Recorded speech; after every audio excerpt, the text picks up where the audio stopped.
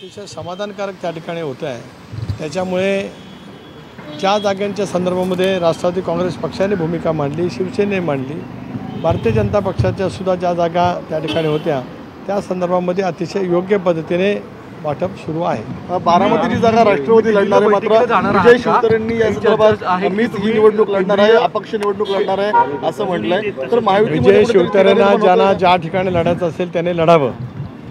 फारशी काय कोणाची तमा बाळगण्याचं काही कारण नाही, कारण शेवटी एक सभ्यता असते, एक मर्यादा असते आणि महायुतीमध्ये आम्ही काय कोणाच्यावरती काय फारसं अवलंबून आहोत असं कोणाला जर काय वाटत असेल तर ते त्यांनी त्यांचं समजून घ्यावं। तुम्ही दिल्लीला परत काही जागांवरनं भेट घेणार आहात का आणि ती कधी घेणार आहात? हो, ज्या जागांच्या बाबतीमध्ये आम्हाला निर्णय करायचा आहे त्या संदर्भात या देशाचे नेते अमित शाह यांच्या समेत बैठक आहे, ती कदाचित आज किंवा उद्या त्या ठिकाणी होणं अपेक्षित आहे।